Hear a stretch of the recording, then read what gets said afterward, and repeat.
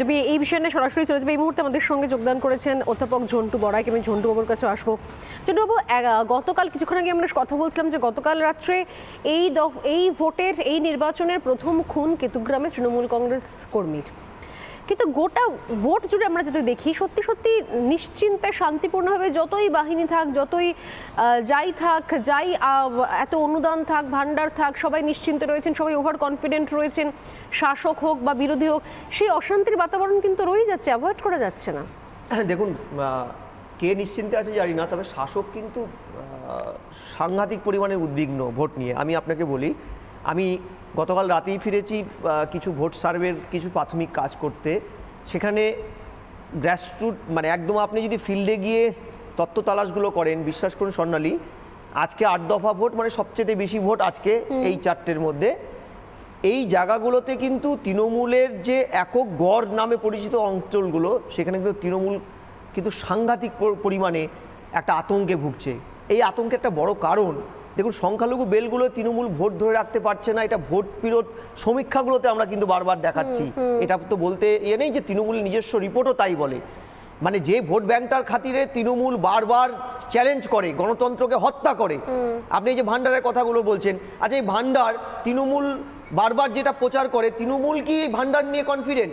কারণ তারা জানে মানুষ কিন্তু এই যে স্মল স্কেল ডেভেলপমেন্টটা, সেটা কিন্তু স্মল স্কেলেই দেখে, অর্থাৎ ক্ষণস্থায়ী ডেভেলপমেন্টকে মানুষ ক্ষণস্থায়ীভাবে মনে রাখে। আমি আসবো ঝন্টু বাবু, আমি আসবো। এই মুহূর্তে সরাসরি আমি যাচ্ছি বর্ধমান দুর্গাপুর কেন্দ্রের দিকে, নজর রাখছি। দিলীপ ঘোষ, তাকে দেখে স্লোগান দেওয়ার অভিযোগ উঠলো এবং এই মুহূর্তে আমাদের প্রতিনিধি ঈশান দেব চ্যাটার্জি দিলীপ ঘোষের সঙ্গেই রয়েছেন, ঘটনাস্থলে রয়েছেন। সরাসরি আমি দিলীপ ঘোষের যে খবর সেদিকে নজর রাখছি, ঈশানের কাছে আসছি। ঈশান, কি পরিস্থিতি সেখানে, কি হচ্ছে, কি চলছে ঈশান?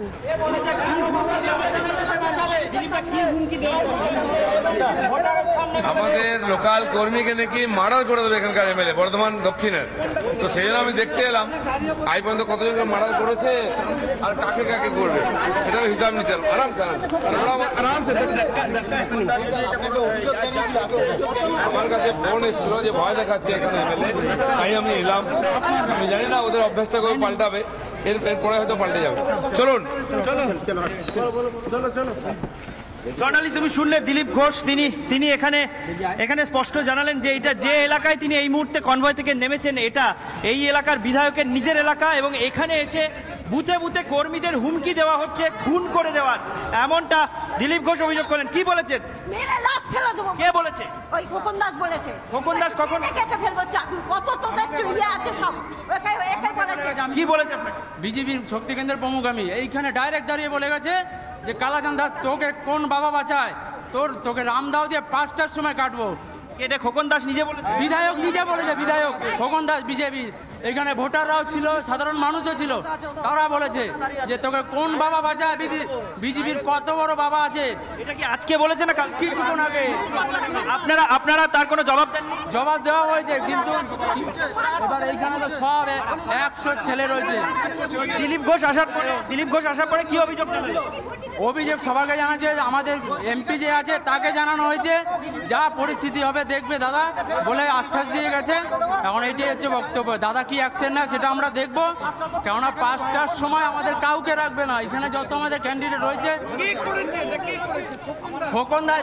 তুমি শুনলে এখানে বিজেপির শক্তি কেন্দ্র প্রমুখ দাঁড়িয়ে রয়েছেন এবং তার পাশে আরেক মহিলা রয়েছেন, তারা সবাই কিন্তু অভিযোগ করছেন যে এখানে খোকন দাস বর্ধমান দক্ষিণের যিনি বিধায়ক, তিনি নিজে এসে হুমকি দিয়ে গেছেন যে রামদাস দিয়েছে। ধন্যবাদ ঈশান। আমরা শুনবো দিলীপ ঘোষের সামনে ঠিক কি বলা হয়েছে, কি স্লোগান দেওয়া হয়েছে দিলীপ ঘোষকে সামনে রেখে, শুনুন।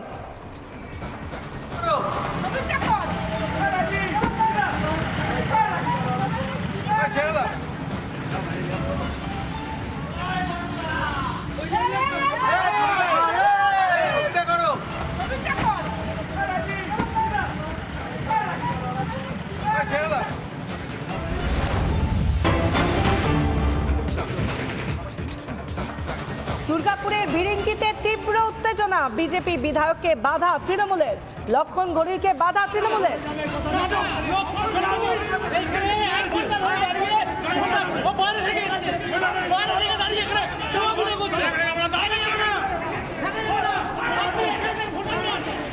আমাদের সঙ্গে টেলিফোনে রয়েছেন প্রতিনিধি মৃন্ময় পান। মৃন্ময়, বিজেপি বিধায়ককে কেন বাধা দেওয়া হলো, ঠিক কি ঘটেছিল?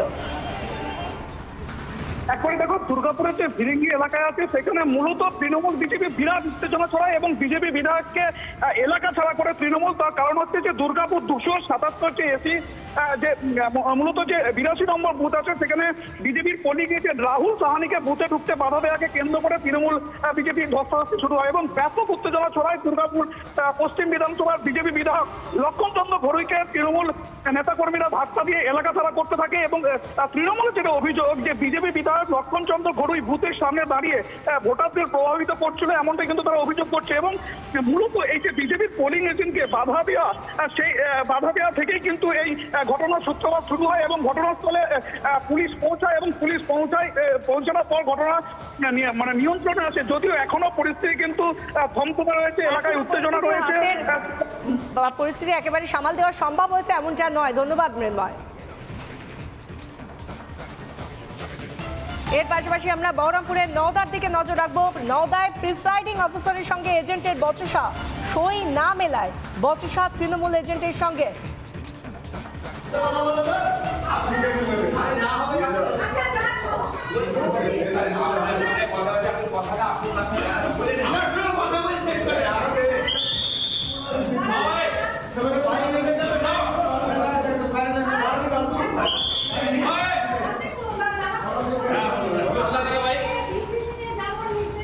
আমাদের সঙ্গে টেলিফোনে রয়েছেন প্রতিনিধি ইন্দ্রাশিস বাগচি। ইন্দ্রাশিস, নওদায় ঠিক কি ঘটেছে যে কারণে বচসা?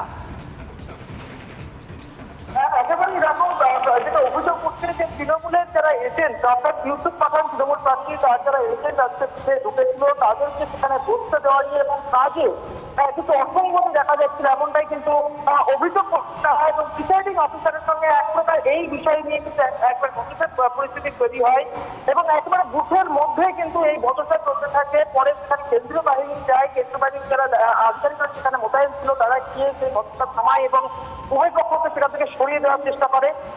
যেটা মূলত অভিযোগ উঠে আসছে যে কাজে বেশ কিছু অসঙ্গতি দেখা যাচ্ছিল প্রিসাইডিং অফিসারের বিরুদ্ধে, এমনটা কিন্তু অভিযোগ বলে তৃণমূলের এজেন্টরা। এবং তারপরেই কিন্তু একেবারে তৃণমূল এজেন্টের সঙ্গে এই প্রিসাইডিং অফিসার তার কিন্তু একেবারে বচসা বেঁধে যায় চত্বরের মধ্যেই, বুথের ভেতরে। এবং সেই কারণে কিন্তু ভোটের যে কাজ অর্থাৎ ভোট দেওয়ার যে কাজ সেটা কিন্তু থমকে থাকে, এমনটা কিন্তু এখনো পর্যন্ত সেখানকার যারা স্থানীয় ভোটার তাদের পক্ষে এমনটা দাবি করা হচ্ছে। এবং বেশ কিছুক্ষণ ধরে এই বচসা চলার পর সেখানে কেন্দ্রীয় বাহিনী যারা মোতায়েন করা হয়েছিল তারা সেখানে পৌঁছায় এবং এই বচসা অর্থাৎ উভয় পক্ষকে একদিকে যেরকম তৃণমূলের যারা এজেন্টরা সেখানে ছিল, পাশাপাশি প্রিসাইডিং অফিসার এই বচসা তাদেরকে থামানোর কাজ যারা করে তাদেরকে উভয় পক্ষকে একবার সেখান থেকে সরিয়ে দেয়। বর্তমানে সেখানে পরিস্থিতি কিছুটা হলেও স্বাভাবিক রয়েছে, ভোটের যে কাজ সেটা কিন্তু শুরু হয়েছে। ধন্যবাদ ইন্দ্রাশিস। কথা বলছিলাম, সঙ্গে ছিলেন আমাদের প্রতিনিধি ইন্দ্রাশিস বাগচি। ভোট শুরুর আগেই প্রিসাইডিং অফিসারের সঙ্গে নওদায় একটি বুথে সেখানে বচসা তৃণমূল এজেন্টদের মধ্যে একজন এজেন্টের সই মিলছিল না, সেই কারণে তাকে ঢুকতে দেওয়া হয়নি এবং এই জায়গা থেকেই আমরা দেখতে পাচ্ছি বচসা শুরু হয়। কোথাও একটা স্বর্ণালী, একটা কোথাও গিয়ে বিক্ষিপ্ত অশান্তি হলেও সেই অশান্তিগুলো কিন্তু থেকেই যাচ্ছে এবং যে ক্ষেত্রে বারবার অভিযুক্তের কাঠগড়ায় আসছে তৃণমূল কংগ্রেস। একেবারেই তাই।